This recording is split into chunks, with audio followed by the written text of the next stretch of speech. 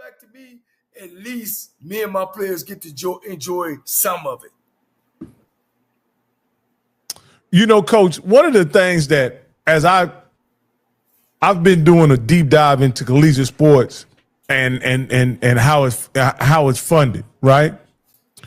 Most athletic departments operate in a deficit, right? Yeah. I want to say a guy said of the 60 Division I public schools that have to publicly file, and this is when I say Division I, maybe FBS. Let's use FBS schools.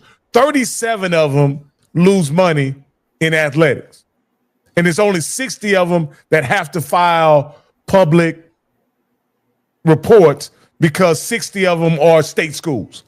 Right. The other 117 are private schools, right? So they don't have to open their books and let anybody know whether they're making or losing money. So 37 of them are losing money.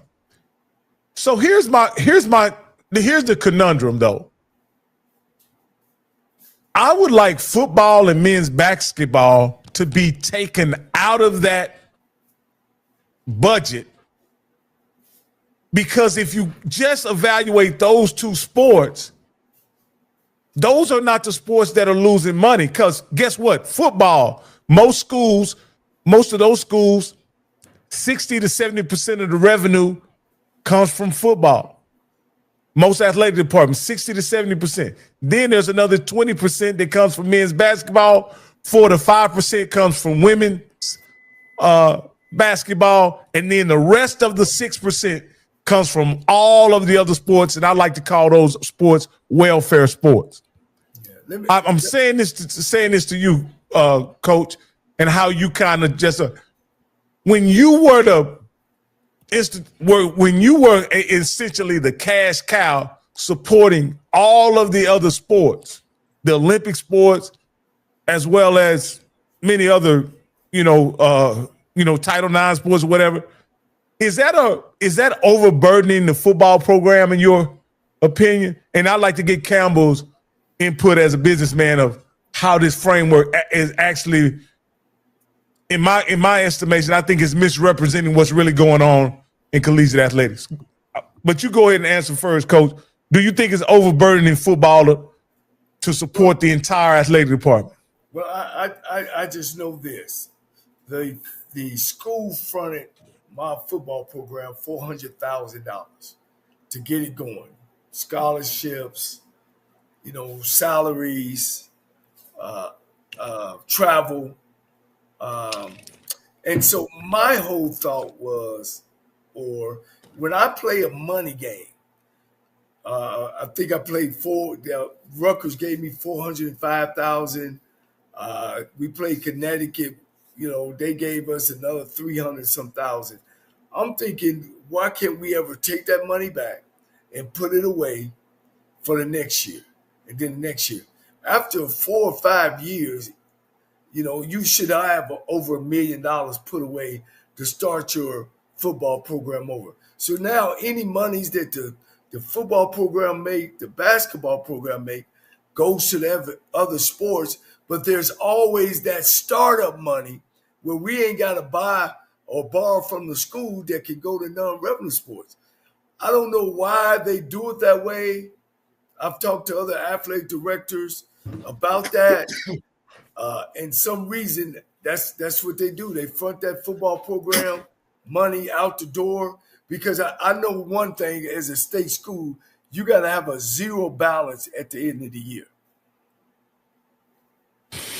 Well, here's what they may front you the money, Coach, but it's only a paperwork shuffle, because yes. It's only a paperwork shuffle. They front you the money, but your overall revenue that's generated through football, they front you $400,000, and that pays for your travel, throughout the season or whatever, your helmets, whatever, shoulder pads, whatever.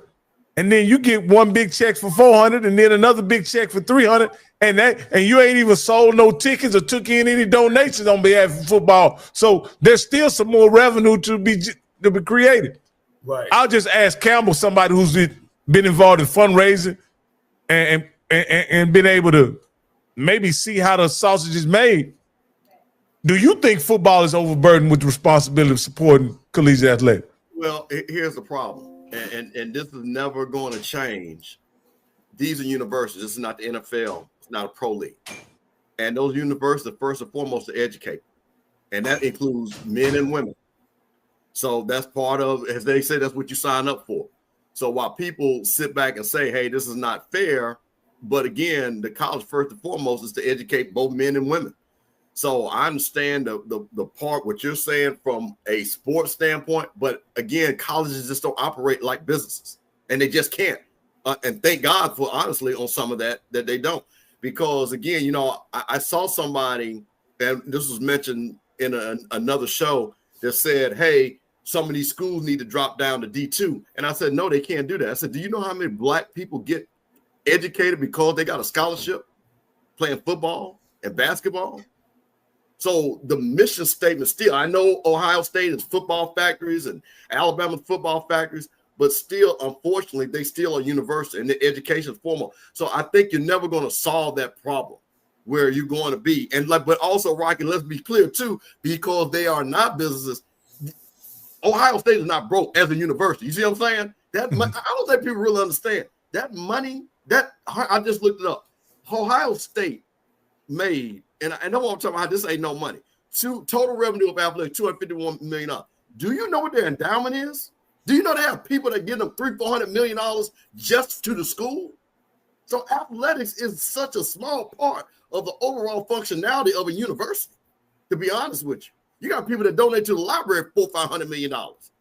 So we as people that love sports, I think we really overemphasize the amount when you look at the overall budgets of these universities. Well, me and you may have to come on and have that debate one-on-one, because ain't nobody turning. There's a reason why they signed a $1.something billion media rights deal. They not turning no money down. It's not turning money down. But I'm trying to tell you, they are getting R1 status money. Well, they're getting over $500-600 million in academic research money. Well, that's what one thing I wanted to do was get Paul, my homeboy from Alabama AM, AD, and the guy from Prairie View, to come on and, talk about that. The fans need to know about that and why it's so important to donate money to the university, to the school. Now, Coach, I know you in a tight crunch, so we're gonna get through these scores from last week and talk a little bit about next week, Coach. One theme of this week you're gonna see is the blacks couldn't beat the whites this week. So we're just gonna go through this. Jackson State wasn't able to beat Mississippi. Southern Miss, Mississippi Valley got drove by Tarleton State. And in what I consider an upset, Rio Grande Valley beat Prairie View at home. Can I say, Coach, too? Hey, man, I'm sorry to the people that's watching. I said that would be an easy game for Prairie View. I got my UT Rio Grande and UT Basin and some of these small schools. I didn't do my homework. This school is actually a Division 1A school that plays in the South. They just jumped. No, Coach, this was supposed to be. No, Coach, you were right. This school did not have a football team. Yeah. Okay, they didn't have a football team, and I'm going to talk about a little bit about this. So no, you were right. And I'm sorry, but like I say, Coach Jackson did a great. If anybody watched the conference call, he took full. Prairie View should have won this game, point blank. Period. Now I'm not going to sugarcoat that. Yeah, they spotted them 17, but like you say, and this school just started this program in Division 1 this year. Yeah. Yeah. But they had a quarterback that had, if you look at his pedigree, he was a real player. And I'm be honest with you, I want to say he was a fifth-year senior. He's a real player. Okay. He came from somewhere. But anyway, in the whites beating the blacks, furthermore, we had Grambling took 70 from Ohio State. We had Bethune-Cookman play the University of Miami and take 45. We had your Texas Southern Tigers traveled out to California, Berkeley, and got beat 35-3. And Florida A&M, your Rattlers, went down to Miami and took it on the chin, 56-14. But these last three, these two games right here, and we'll just mention that Arkansas Pine Bluff took a butt whipping from Central Arkansas. And Central Arkansas is a FCS school, if I'm not mistaken, right? Yes. Yeah. So they in the same division. So with these two games right here, these two games. Now I must admit, I did not watch the Alcorn Alabama A&M game. Didn't watch one down of it, but I did see where Cornelius Brown, or Quad, as he's affectionately known, he put on a clinic as a quarterback. And for Alabama A&M was 25 of 35 for 260 yards, 3 touchdowns. Also ran 7 times for 69 yards, and ran 2 of them in the paint. So, Coach, does it get any better than that, Coach, from a quarterback perspective? Man, that's what you want to have, efficiency, man. You want that quarterback to be able to extend them plays, and when the protection breaks down, to make sure he can go get you a first down. I mean, that's big. You know, when you can get out of that pocket and get up the field and keep that chains moving. Now, as a Mississippi guy, I'll let you talk about Alcorn and what you thought about their performance, Campbell. Well, let me say that I actually watched the game, so let's roll that back. So okay. I actually watched this game, and one of the things I want to say, hey, Alabama A&M, the crowd was electric. They were excited. And first of all, let's say, hey, shout out to a friend of the show, Sam Shea, getting his first victory. You know, that I think that is huge. And I think you could already see what he's building. Again, I know the offense is like a little bit ahead of the defense. But one of the things that I think that, and Coach Cedric Thomas, I think one of the things that, and he talked about this on his show, while I think he's gotten players, I think they're just not executing. And I think that has hurt Alcorn these last 2 games.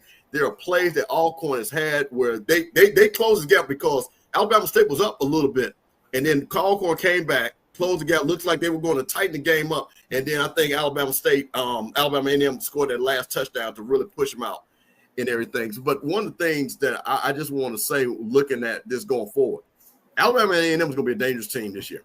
They are going to be very dangerous. And like I said, Quad Brown, like I said, I think was SWAC player a week this year, this week for offense. Hey, man, I think it's going to be big things that's going to happen. So, again, if Coach Sam Shea can get that defense tightened down, it is going to be very interesting up there in Huntsville. Yeah. I know, the Magic City Classic is shaping up as a real quarterback duel if both of those guys can stay healthy. You want to say anything else, Coach, about that matchup? No, before we move on? I mean, it doesn't surprise us with Sam Shea. I know Coach Thomas is trying to put his team together. You know, two good teams, man. Yeah. And in the game I watched pretty much, even from Mexico. I found an old pirated streamer who was streaming this game because I didn't realize that ESPN Plus doesn't work in Mexico. So I'm going to have to talk to ESPN Plus about that. I should be able to get it in Mexico. But anyway, I watched every down of this, man. I thought this was a sensational game by Andrew Body, though I'll put it like this. He wasn't precise as he was against Alabama UAB, but he was still very effective, and he definitely took what the defense gave him, and to the point to where he was 16 of 25 for 196. One of the things about this game that I saw is they weren't going to let Andrew run the football. You know what I mean? They pretty much, didn't they rush 5 guys most of the time against Andrew, and they just pretty much stood at the line of scrimmage and tried to wall him off where he couldn't run or scramble. It was a very interesting defense that they were running against Andrew. But I will say this, Andrew was not able to take advantage down the field the way he was against UAB, and Southern really played them tough for a half, and then those opportunities that they missed in the first half, Andrew was able to capitalize in them. on them. Really, what can we say about Southern? They are what we thought they were. Yes. Same team, different actions. You know what I mean? Play tough. You know what I'm saying? It's just that they're not letting them come back in the second half. This was I thought one of those games like last year when they played FAMU, when they played Jackson State, and when they played anybody who was considered to be a good team. It almost like they have in the past 2 years they hadn't showed up. Now, I don't know if you know the latest development, Coach, about what's happening on the Bluff. The OC has been Campbell. Yeah. Oh, you can hear me? Yes. What is he over there doing, Coach? Smoking cigars? Can you hear me? Because we can hear Rocky perfectly. I don't know if you can't hear him. We can hear him. He's about to ask you a question. I can hear him now. Okay. Oh, okay. Coach, I was going to ask you, do you know the latest update of what's happening over in the Bluff, over there in Baton Rouge? Mark Frederick, the OC, has been, I don't know if you call it demoted as play caller, but Fred McNair has been given the title as co-offensive coordinator and will be calling the plays for the rest of the season.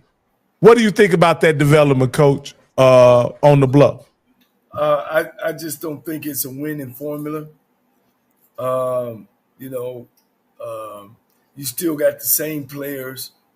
I don't like it. I don't like how it tastes, how it is.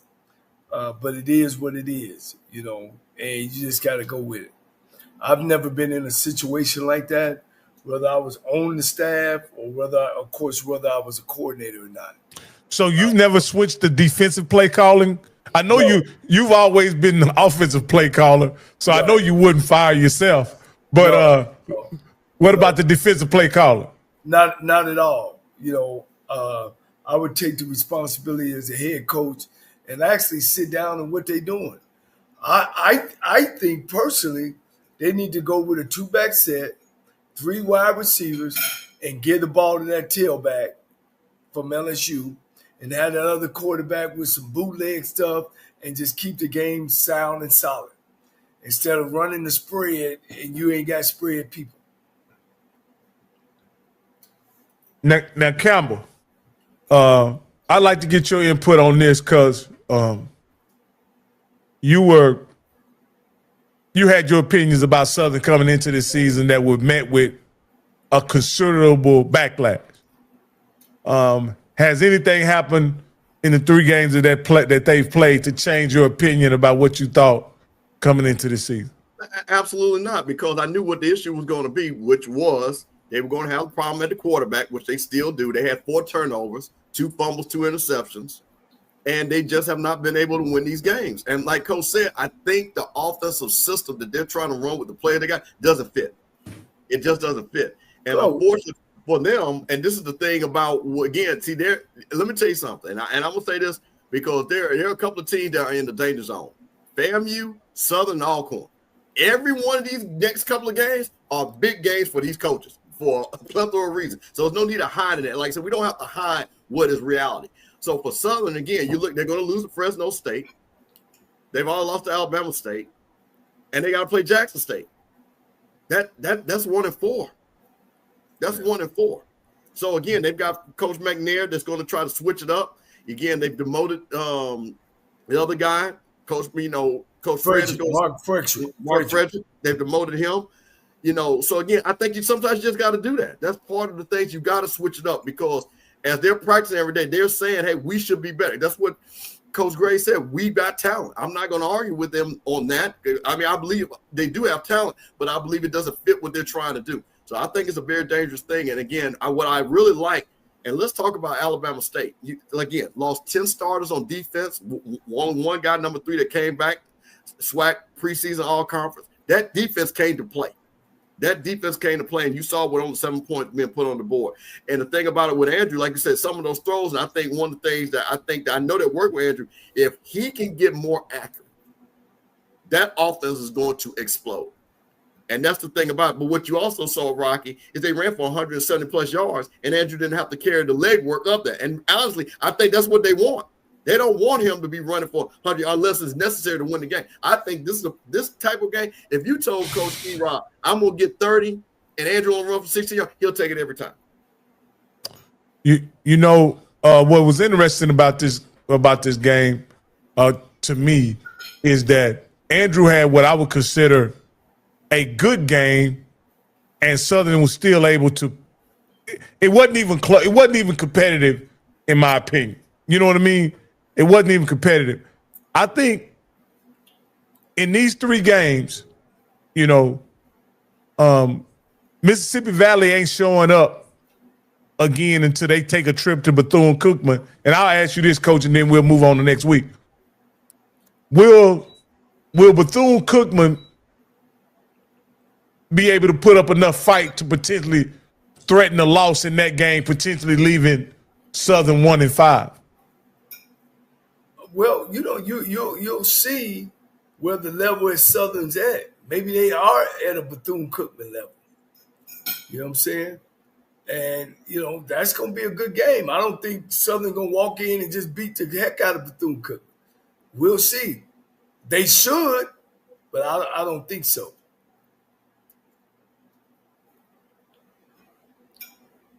But what they'll tell you, they got everything in front of them. They haven't lost the conference game yet. So that's what Southern's going to say. Yeah, well. Which I love Coach Jackson's answer to that when, you know, Wayne Cartwright asked him about that. And he said, hey, that's not our standard. We choose. If there are games we're supposed to win, we're supposed to win. And I like that. Right. Yeah, can you guys hear me? I had a yeah. I just think overall that Southern and Terrence Graves is in big trouble, and I think he's coaching for his head coaching life right now, and that's why I think he leaned on a championship coach to help him turn the season around, like Fred McNair. And whether it works or not, I have no idea, but I think in some way I kind of agree with his decision to do something to shake up this season, because the way it's going, Coach, he's going to be in the unemployment line next year if it continues on the path it's on. You know, I just look at it different. You know, the power play is the power play. I mean, whose offense is it? Is it Mark Frederick's offense? Is it Coach the head coach, Coach Gray's offense, or is it Fred McNair's offense? How well does Fred McNair know it? What about the terminology? Because remember now, Fred came into Southern. He ain't been there, you know. And I know for a fact that if I went in somewhere, I would want to, terminology-wise, to know, to either give a chance of learning the terminology or use it, depends on when I come in there, to either put my terminology in or not. I mean, when you get in clutch situations and you've been doing things one way for a long time, then it changes. You know, so, you know, we'll see. You know, at the end of the day, we'll see. I don't like wholesale changes. I don't. You know, I'm a system guy. You know, well, Coach, Southern has struggled for the better part of a year and 3 games on offense, Coach. Yeah, I don't blame Terrence Graves for trying to change it up. Well, I'm not blaming him either, because at the end of the day, it's his team. I'm just saying, you know, hey, look, I don't want to be on Graves now. Don't point me on Graves. You know, I always speak from, you know, my point of view, but I get it. I just don't agree with that move. All right, Coach. We're going to move on to next week, Coach, in the SWAC. Wait a minute. Before we do that, we gotta acknowledge this. Shout out to Sean Jackson, because we all called it that we. Oh yeah. They won that game, and I'm gonna tell you something again. Scotty said him is over on her, but I've always said what I saw about that young man and the level of his press conference. And I think we have to understand how intelligent Deshaun Jackson is. And I'm saying they're building something over there at Delaware State. And that is a very big victory. If you look at the teams with Alcorn losing to Northwestern, bad loss. Prairie View losing to Rio Grande Valley, bad loss. And then for his team to beat Albany, I think that needs to be pointed out. And I think they're going to be very dangerous. So I just want to point that out before we move on. Hey, since we went over there, let's go ahead and deal with we know Howard. But I'm really disappointed about this outing that North Carolina Central had. I haven't even looked at the box score, but I can tell by the score Walker Harris didn't play very well. Let me just take a look at the box score and see what happened. And this portion of the show is Rocky Miller's Walker Harris hate section. Here we go. No, well, again, I hadn't even looked at the box score. I had no idea. But he was 12 of 26 for 101 yards, 0 touchdowns, and 2 interceptions. Now, I never coached in the SWAC at all or nothing like that, coach. But from my novice examination of these statistics, that ain't good, coach. Well, 13 of 26 for 101 yards and 2 interceptions. That's not. Oh no, those numbers are not good at all. I'm gonna have to talk to Trey Oliver off the camera. Sometimes you're too loyal to a fault. Now I'm getting word that they got a backup quarterback that can really, really make things happen. You know what I mean? And I think he's loyal to this Harris kid. The kid is a North Carolina Central guy. He grew up in the program. And, Coach, we got to mention these last 2 games since we over here. Virginia State, hey, Coach, you warned us about this was going to be a game. And if it wasn't for Otto, the Magic Man, pulling this one out, this is literally, Coach. Remember, we all grew up watching the wild world of sports. And Otto literally pulled out this victory out of the jaws of defeat. Because they were losing this game by multiple scores, and they put in the backup quarterback Otto, and he was 13 of 20 for 173 yards and 2 touchdowns, and he pulled that defeat out of the jaws of victory. Yeah, what was it? 20? What is it? 16-0 at halftime. It was 16-7, and then it was 9 to 23 at one point. Oh wow. And mind you, Virginia State had the game won with the last second kick, and it hit the crossbar. So that was how close this game was for Virginia State to win it. And one of the things that's going to be interesting, and I'm gonna tell you something. When you're looking at Norfolk, here's the positive side. They had 20,000 people in that barn. They're going to get people into those games, which is awesome. But one of the things I still don't see, and again, I know that's a work in progress, and I think we're always looking for too much for these coaches. But once again, I think defense is still a problem with Norfolk State. And even with the offense, I think defense is where their real issue is at. Coach, but let me ask you this here, Coach. How do you run for 237 yards and trail most of the game? Well, you got to be making those 3rd down conversions. Number one. Let me see what we got here, Coach. I'm going to go to team stats. Let's look at the turnover ratio. Coach, you know where to look. Again, last week we knew they were 3 for 15 on 3rd down conversions. This week they were 4 for 13. That's not good. That's not good. That's not good offense. You want to be 40% on 3rd down conversions. At least. And as you stated, Coach, they had 2 turnovers as well. That'll kill you every time. So in the grand scheme of things, the game was played close. And they let another quarterback carve him up real good too, Coach.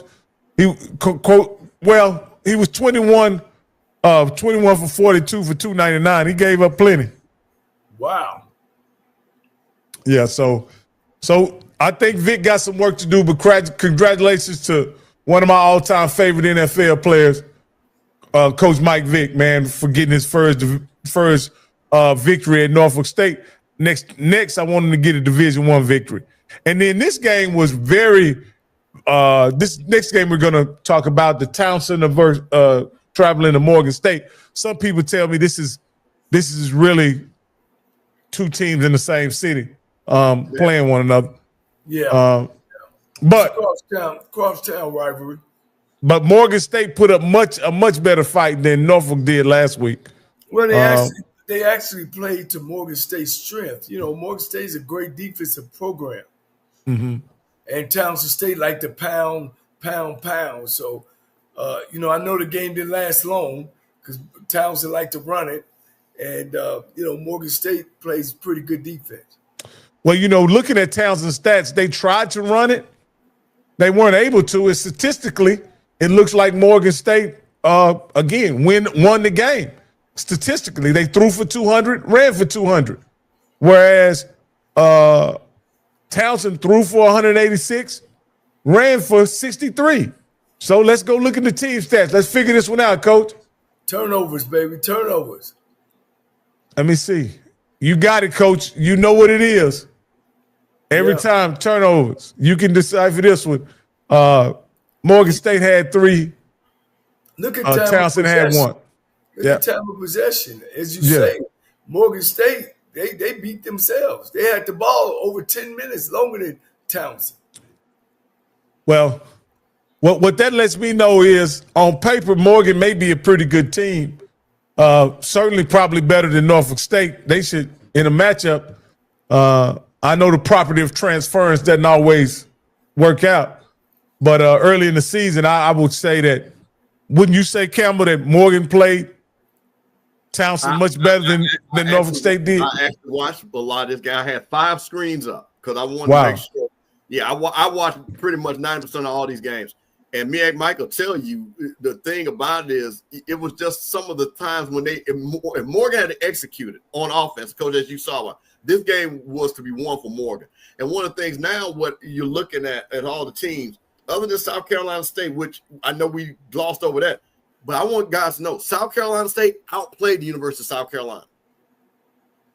Scoring on special teams would have won that game. But I think total offense and defensive, they outplayed South Carolina State. So I'm telling you, that MEAC race is going to be – this is not going to be a 2-team race this year. I think this thing is going to be wide open.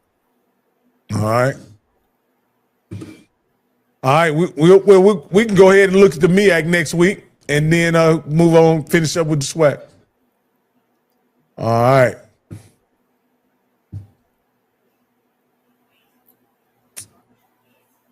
MEAC next week. Let's see what the MEAC is going to do next week. All right, we got some interesting matchups. We got Morgan's Morehouse and Howard. That's the battle. They having that game at the library, ain't they, guys? That's the money game, and they ain't got nothing to do with football right there, boy. It's a money game right there. Nobody will be at the game, but the parties and the happy hours will be off the hey, it won't be no gumbo and dirty rice on that one. It's going to be Grey Poupon. That's caviar and cocktails right there. Oh, okay. All right. So they're going to have plenty. It's going to be plenty Grey Poupon and caviar and champagne.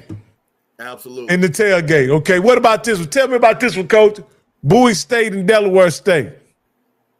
Well, Bowie, I know the head coach there, man. He's a defensive guru, and that's a Division II program versus another one. But man, the way Delaware State playing and the way he got his schedule, I'm gonna give this game to Delaware State.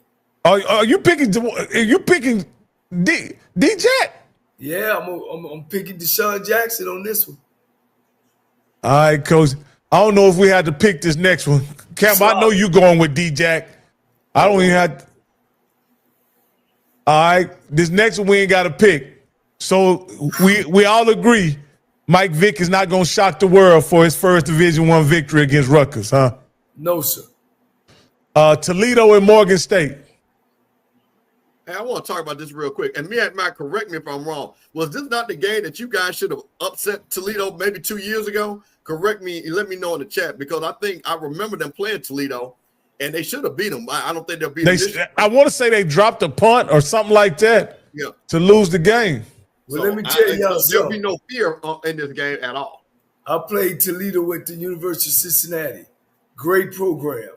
The great Nick Saban coached there and worked there as well. All right, Coach. You picking Morgan State or you picking Toledo? Oh, man, come on. Toledo. My nephew is the running back coach. Oh, okay. Got you. Hey, let me ask you about this one, Coach. This is Bethune-Cookman in South Carolina State. We know Chennis Berry very well on this show. He took a good thumping from South Carolina last week. Will he bounce back and get a victory this week? Let me give you guys a shout out. I want to give you guys a shout out, Nate, to Coach Moses Hopper at Lincoln, Missouri. He's 2-0. The last time Lincoln, Missouri been 2-0, I want our fans to put down what year the last time Lincoln of Missouri was 2-0. What year? And I'm going to tell you what year it is. I'm going to say 1970, the year I was born. 1970? Okay. See if our audience can show it, and I'll let you guys know. Okay. Keep going, Coach. All right. Next is Fayetteville State versus North Carolina Central. This is I forget the little road in between Durham and Fayetteville, but I've been on it several times, being that I used to be a resident in Fayette-Nunn. And so I know this is probably a 40 minute trip. Well, no, it's probably more of an hour trip in between those two schools. But I would take North Carolina Central back on track. You know, one thing about Trey Oliver, he don't run away from nobody. You know what I mean? He played the best, and he put his team up against anybody. So I really can say that. Hey, let me ask you this here, Coach. Is this a game where you see what you have in your backup quarterback, you let him get some run, or do you get Walker Harris settled in and solidified as a starter against a Division II opponent? I think you do both. I think you get Harris back on track in the first half. Hopefully he's moving the offense like he's supposed to. And then in the back of your mind, you're saying, I'm getting number 2 ready. All right. Campbell, you got anything to add on this MEAC lineup? I just want to say my family is from Fayetteville. I have a lot of family as alumni. And Fayetteville, can you believe, has 7,500 students? And I'm telling you, I talked to some of the people in the chat, that are MEAC Central, and I said, that should be a target. I know they don't want to pay the money, but if I was in the MEAC, I'd figure out a way to weigh that fee and see with them building that, because, hey, they're on target to get 9,000 students in the next 5 years. That's what my uncle told me. Is a big alumni. So that is amazing. They're bigger than most of the schools in the MEAC right now. Wow. So I think that's an opportunity for them just to bring, but they won't be North Carolina Central. Okay. All right. Here we go, guys. We got 2 schools, one in Alabama, one in Mississippi, Tuskegee and Jackson State. I want to ask you guys, if they were having a spelling bee, who would win? Well, Tuskegee is a black ivy. So, they're 2 different mission statements, 2 different schools, 2 different missions. Tuskegee is a private school, Jackson State's a public school. So I won't put it out there. But what I will tell you it won't be having to do nothing to spelling. They'll be able to spell touchdown, because that's what Jackson State's going to do a lot of against Tuskegee. So they won't have to worry about winning the spelling bee. They'll win that scoreboard. Hey, now I'm gonna tell you right this here. This next game between Prairie View and Rice, because I know I have a student. My daughter attends Prairie View. I think it'll be closer in a spelling bee than it will be in this football game. Oh, really? You think Rice gonna run away with it? Coach, I think anytime, Coach, and this ain't got nothing to do with Tremaine Jackson. This ain't got nothing to do with you got. Historically, when these matchups happen, we know what happens. The whites and the blacks. We know what happens, Coach. What you giving Rice? 2, 3, 4 touchdowns? 28. That's all you giving them? Yeah. Okay. That's good for Rice. Hey, listen. Listen. If you look at 28 in whatever Prairie View school. Dominion, Yeah, well, like I'm talking about something like 42-14 is what I'm talking about. Okay. Now this one may be the game of the week right here. Yeah. This may be the game of the week. This is Alabama A&M against Tennessee State. Even though Tennessee State beat A&T, I'm not sure what they have. And I think we kind of know what Alabama A&M is, don't we, guys? Oh, yeah. Very well coached football team.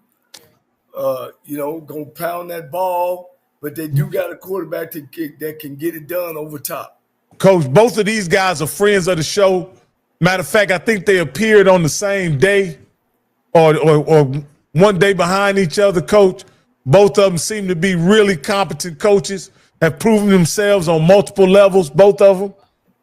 A lot of similarities here, Coach, with these two guys leading the program. I'm going to have to take Alabama A&M, Coach. Wow. Good choice. I'm gonna have to do the same. I think that Coach Barlow, I think he just got in there late. He just haven't gotten all his guys in. I give him credit for getting that win against North Carolina A&T, but I think Alabama A&M, they've got the better quarterback. They've got the better offense. They shouldn't have a problem winning this game. And this is a classic of some sort, isn't it, Coach? Yeah, I think it's the jump. No classic. It's classic last week. Okay. All right, but this is a good matchup. This is a good matchup. And if you're anywhere near Nashville, if I was anywhere near Nashville, I would be pulling in and checking that one out. We don't have to talk about this one. This is a struggling Alcorn State team traveling to Mississippi State. They're going to continue to struggle. Miles and Alabama State, I don't suspect them to make any noise against Alabama State. Well, Miles beat them last year. So what's the big payback? 2 years ago. 2 years ago, Coach. 2 years ago. Was that two? Okay. 2 years ago. They've already had their payback. So they've already done that. And the coach ain't there, so it doesn't even matter. Not Sam.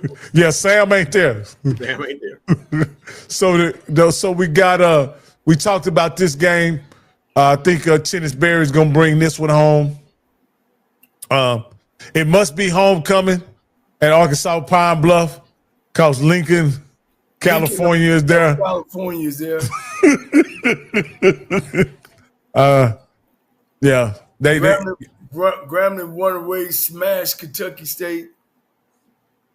Now, this is interesting here. Now, again, I fully expect I fully expect Southeast Louisiana to win the game.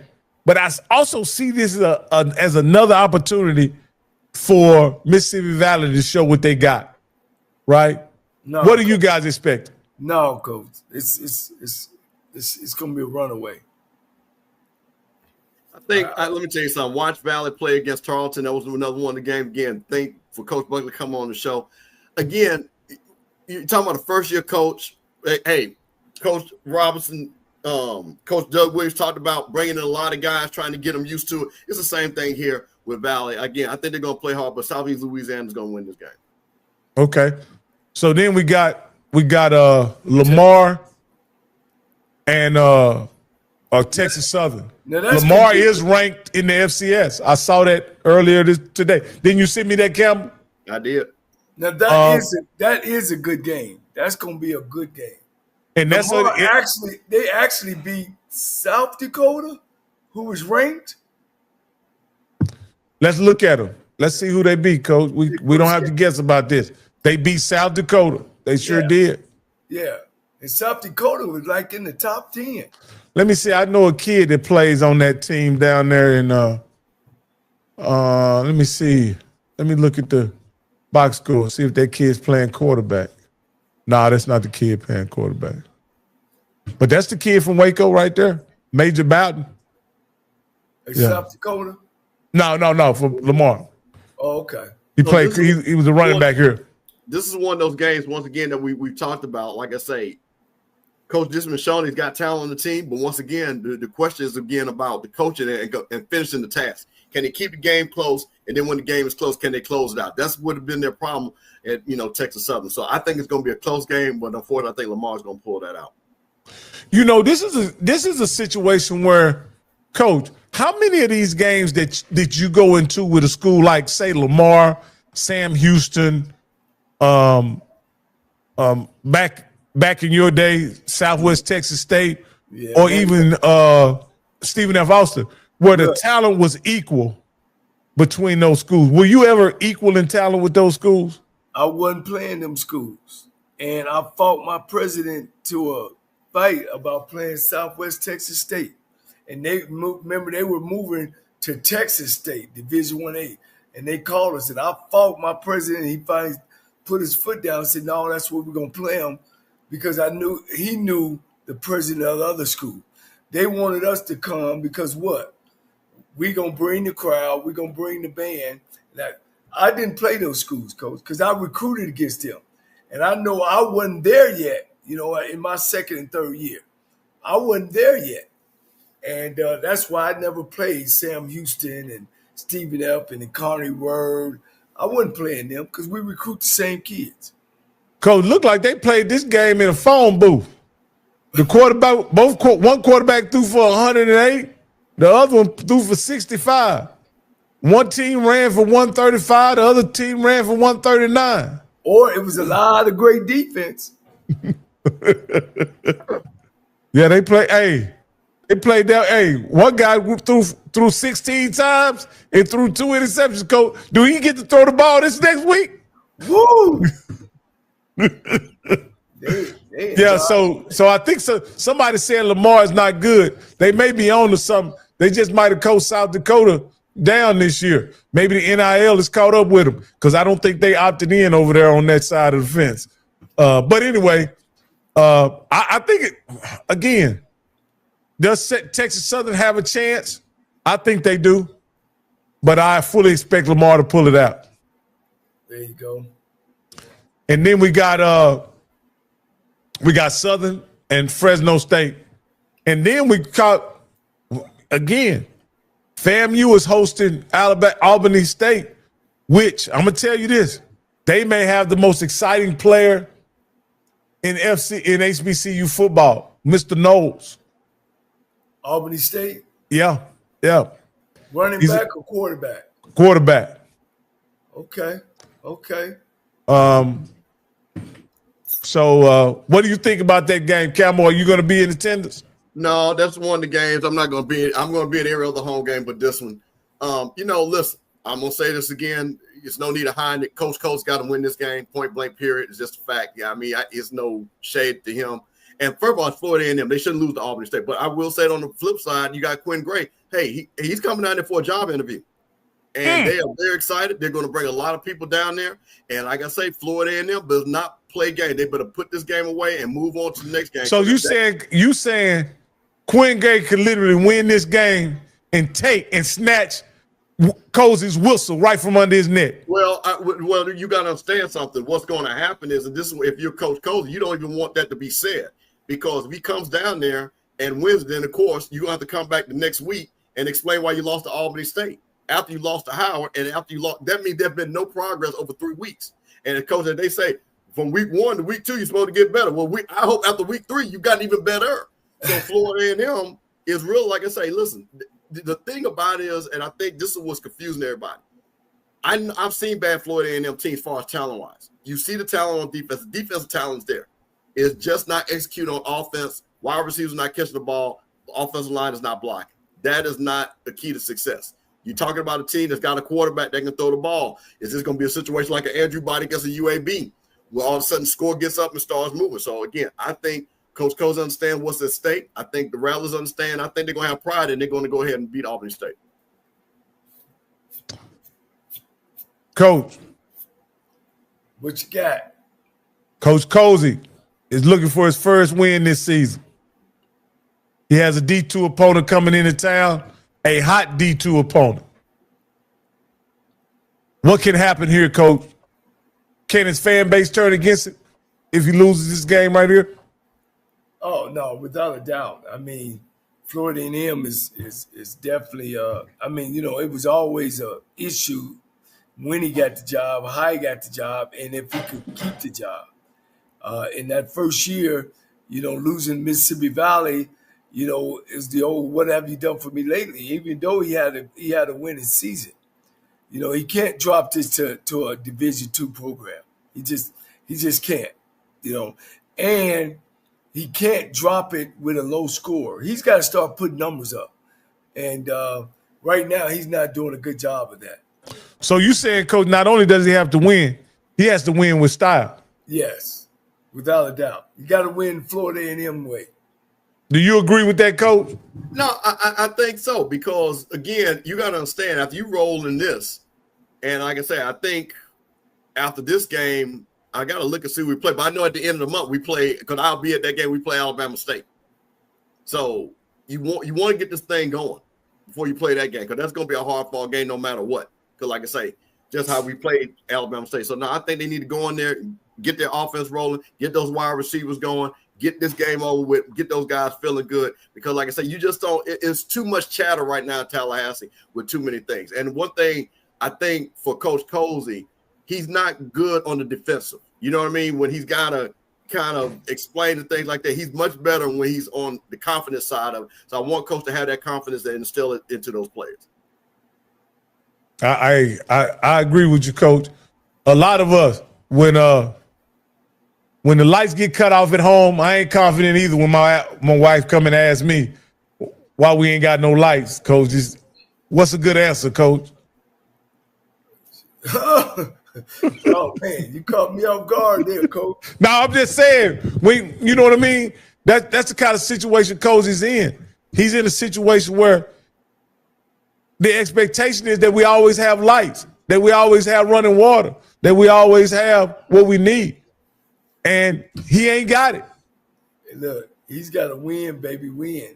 And this one, he got to win big. He got to come through, huh, Coach? But no, not. And I was just saying to Campbell, like, a lot of us ain't real good, ain't real confident when things are going bad, man. Yeah. A lot of us are sketchy in those same situations. But we gotta hear my man Swag fans say, it ain't no good answer. You're right. You're right. You guys are right. Divorce. All these things are good, Coach. He just needs to come through with it. Hey, I just got to get that light bill money. That's all. That's the only answer. That's acceptable. Ain't that right, Keisha? All right. Well, I'm gonna tell you this, Rocky, and like I say, you and your wife are married. Well, one thing about Florida A&M, we ain't married to nobody. We got champagne face. So I'm just trying to tell you, we are nothing but dating, and it's always been like that with every coach. They understand that that's what it is. So, like I say, as a coach, you should expect that. Exactly. If I'm coming in playing Albany State, I ain't been doing well. I got to get on them. Shit, we coming out with trick plays out your ass. We gonna side kick it, off kick it. We gonna fake the punt. We gonna put some razzle dazzle. We gonna make it where everybody's sitting at the edge of their seats. So let me ask Campbell this, because Campbell, you our FAMU guy, and then we'll get out of here. He's only lost one game that he should have won, and that was the Howard game. Was the Howard loss that bad? Well, you got to understand something. The problem with the Howard loss, it stems back to last year. You didn't see any progress because the whole thing was we got a new offensive coordinator, we've got a quarterback, the offense is going to be better. The offense hasn't been better.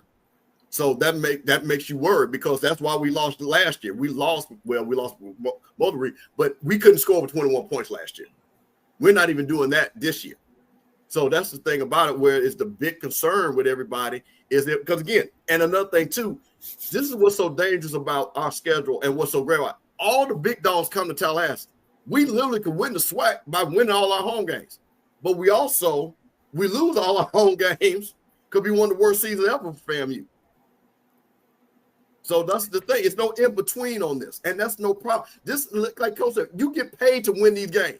So I don't want to hear people, oh, you talk. No, you get paid. That's no different than Jackson State, Southern, Grambling, every coach, Trey Oliver, all that. Every coach is paid to win championships.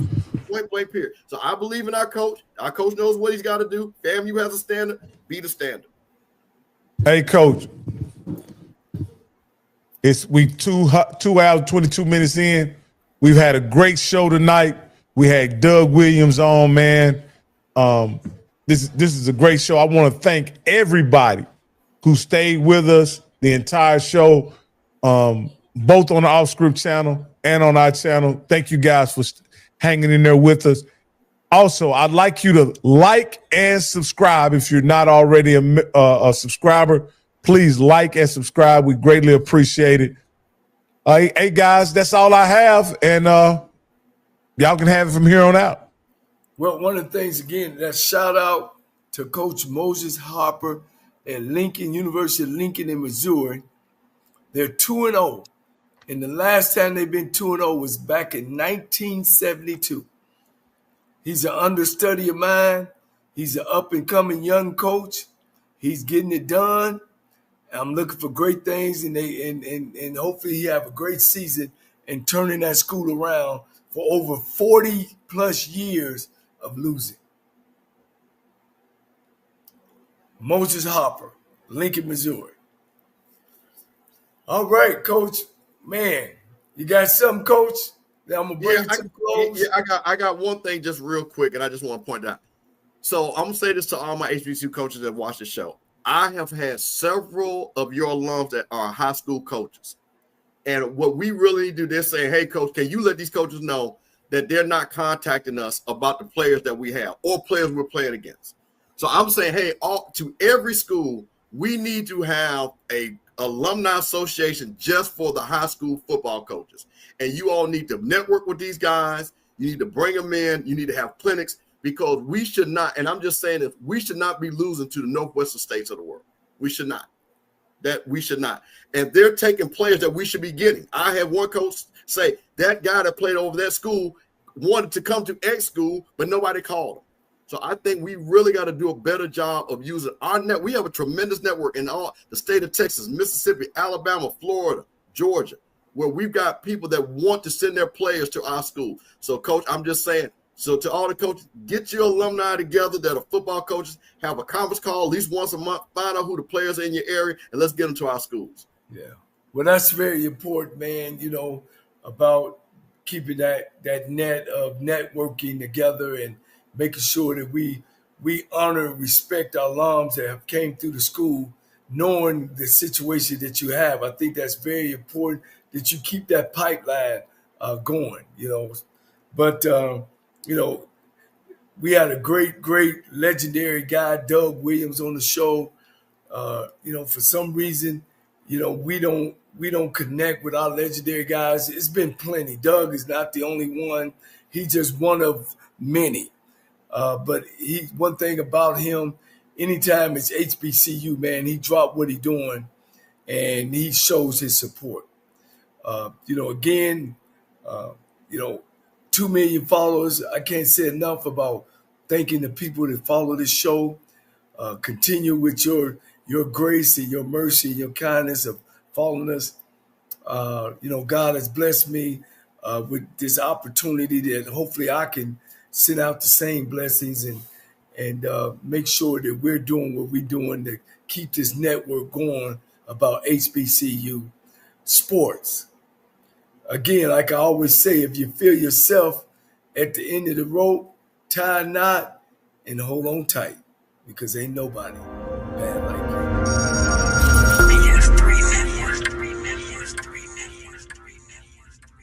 you. BS3 Network, changing the way you watch TV.